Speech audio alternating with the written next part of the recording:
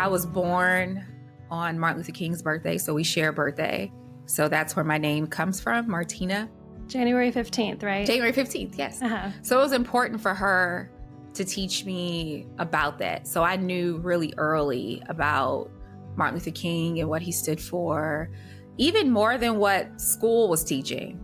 Like the school would teach, he was this passive guy, and she would say, no, like he stood for this and these other things. She was at a march the visit he died or was killed in Memphis because she lived in Memphis at the time. It was just important for her to tell me those stories herself. Scholars call this natal alienation, basically a forced disconnection from your roots.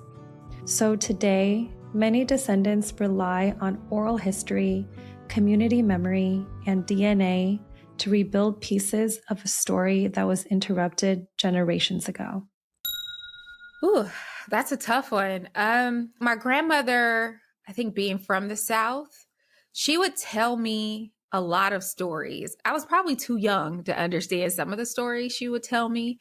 So she would tell me stories about her family being a sharecropping family. And I didn't really know what that meant. They would essentially live on a piece of land that someone else owned. Mm-hmm. And they would have to do a lot of heavy labor, like picking cotton and things like that. And they would get paid for that, but it would always, of course, not be worth, how can I say this? She would tell me stories of them being cheated. That just seems so foreign to me. I just never understood that. And then growing up and reading about it, that was pretty common. Mm-hmm. And the goal was to never allow you any sort of freedom, but like some people were buying off or paying off debts. So essentially you weren't ever going to be able to pay off this debt. So if you and your family could live on this land, but you had to first pay off some, a certain level of debt, the goal was to never allow you to get there. Mm-hmm. So like the game was just rigged. It was rigged. Yeah. And, I was so young when she was telling this story. I didn't understand that. So to hear that from her firsthand and then later hear that just be a common practice was pretty crazy. And also it's like, man, that wasn't that long ago that this was happening. Yeah. Yeah. This is when she was a kid.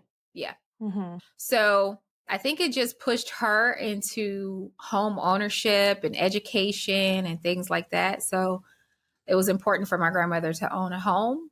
Like my grandmother would never rent. That was very important to her. It was very important for us to read and study and go to college and all those things. Yeah, she was a beautiful woman with a complex history. How would you explain Kwanzaa to someone? It's a cultural celebration around African culture. It's really supposed to bring us in the diaspora together, but anyone can celebrate it. It's not just for us, but it is celebrating African culture. And African American culture too, right? And African American culture. This is supposed to be one of the things that kind of bring us together, and we're just celebrating our common Africanness. That's the beauty of it. And it shouldn't be, I don't think we should get into whether you should celebrate Christmas or Kwanzaa or, do whatever you feel in your individual household.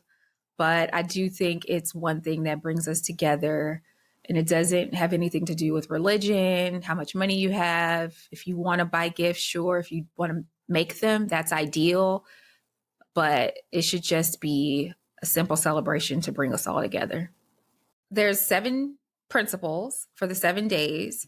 You have the Kanara. I have this behind me. I don't know if you can see it. That's the holder of the candles. Yes. Yep. And that's how it should be positioned. Like that's still up from last year. So you have the black candle in the middle and then the 3 red, 3 green, and they represent a principle. So each day you are lighting a candle. And you should be lighting it with your loved ones. You normally have a cup and you pour libations out for loved ones that have passed on. and you're saying prayers and sending well wishes to them and your loved ones in attendance and those who couldn't make it, of course. So ideally for me, I would want to highlight each of the 7 principles, and they're all in Swahili. So the first one is Umoja for unity. The second day is Kujichagulia for self-determination. The third one is Ujima for collective work and responsibility. That's my favorite one. The fourth one is Ujamaa, which is cooperative economics. Fifth one is Nia, purpose. 6, Kumba, creativity. 7, Imani, faith. I would want each day to represent what the Swahili word means.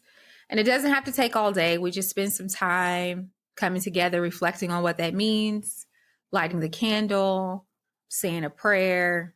It's just kind of a pause and reflection time. I would like it to look like that for 7 days with loved ones.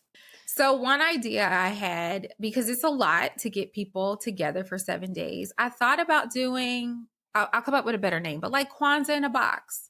Like give friends a gift box and it'll have something representing each of the 7 days, a little history, and my prayers and good wishes for you and your family. But just some things that Hope and I will make mostly from scratch. There will be some things that we'll get from some local folks, but for the most part, we'll try to make things. And then we'll put it in a box for our loved ones. And that'll represent the 7 days. I feel like I'm doing what my grandmother did for me. Like it was important for me to tell her about not just my history, but her history, our culture, understanding that you'll get some of it from school and friends and, you know, just being in the world, but how important it is for you to have that foundation at home and how I can shape that. And not just through what I'm telling you, like the books that you're reading, that you understand your culture from that lens, from me and books and things like that. I hope she knows like that I try to keep this going.